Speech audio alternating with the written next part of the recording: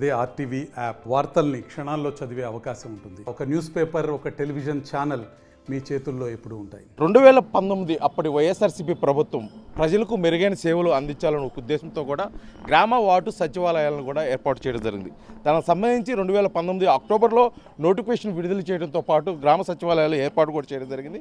కాకపోతే ఇప్పుడు ఉన్నటువంటి కూటమి ప్రభుత్వం 2004లో ఎన్నికల తర్వాత వచ్చినటువంటి కూటమి ప్రభుత్వం ఈ గ్రామ వార్డు సచివాలయం వ్యవస్థను కొంత ప్రక్షాళన చేసే ఉద్దేశంతో కూడా ఆ శాఖలకు సంబంధించి ఇప్పటికే కొన్ని ఉత్తర్వులు కూడా జారీ చేయడం జరిగింది.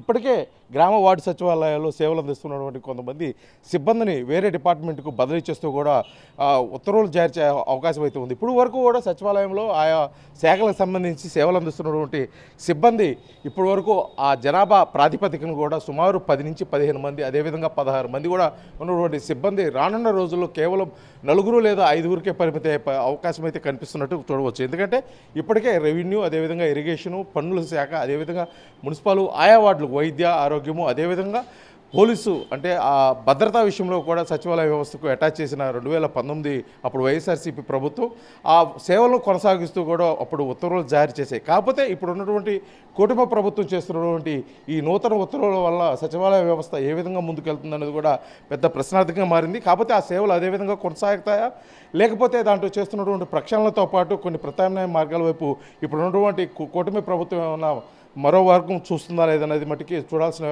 ఉంది. ఇప్పటికే 660 మంది ఏఈలుగా కూడా ఇరిగేషన్ శాఖ కూడా బదిలీ చేస్తూ కూడా ఉత్తర్వులు జారీ చేసినట్టు ఉంది. ఇప్పుడు సచివాలయ వ్యవస్థ రాష్ట్ర వ్యాప్తంగా ఉన్నటువంటి అనేక సచివాలయంలోని సిబ్బంది మరోసారి అయితే వాళ్ళు గ్రామ స్థాయిలోకి వెళ్ళి వివిధ శాఖలు అయితే సేవలు అందించే పరిస్థితి కనిపిస్తుంది. అదేవిధంగా కూడా ఇప్పుడు ఉన్నటువంటి ఈ శాఖలు కొనసాగించే విధంగా కూడా ప్రభుత్వం తీసుకున్నటువంటి చర్యలతో పాటు సేవలు కూడా పునరుద్ధరిస్తారా, అంటే గతంలో మీ సేవకు ఇచ్చినటువంటి సేవలు మరొకసారి సచివాలయం వ్యవస్థలను కొనసాగిస్తారా, లేకపోతే సచివాలయంలో ఇప్పుడు సేవలు అందిస్తున్నటువంటి ఈ సేవలను మరోసారి మీ సేవ కొనసాగించి సచివాలయం వ్యవస్థలో అయితే ప్రక్షాళన చేసే ఉద్దేశంతో రాష్ట్ర ప్రభుత్వం కనిపిస్తున్నట్టుంది. మొత్తానికి ఇక్కడ చేస్తున్నటువంటి ఈ సచివాలయ వ్యవస్థ ద్వారా ప్రజలకు అందిస్తున్న సేవలు రానున్న రోజుల్లో ఏ విధంగా ఉండబోతుంది, అదేవిధంగా ఇక్కడ ఉన్నటువంటి సిబ్బంది కూడా బదిలీ మీద వెళ్ళవలసి వస్తుందని చెప్పేసి కూడా ఇప్పటికీ కొంత దిశానిర్దేశం అయితే ఉన్నతాధికారులు చేసిన దృష్ట్యా ఇప్పుడు ఉన్నటువంటి ఈ సచివాలయ సిబ్బంది రానున్న రోజుల్లో ముందు ఏ విధంగా ఏ శాఖలకు ఏ విధంగా పనిచేస్తారన్నది కూడా పూర్తిగా అయితే రాష్ట్ర ప్రభుత్వం తీసుకునే నిర్ణయం మీద ఆధారపడి ఉండేది చెప్పుకోవచ్చు.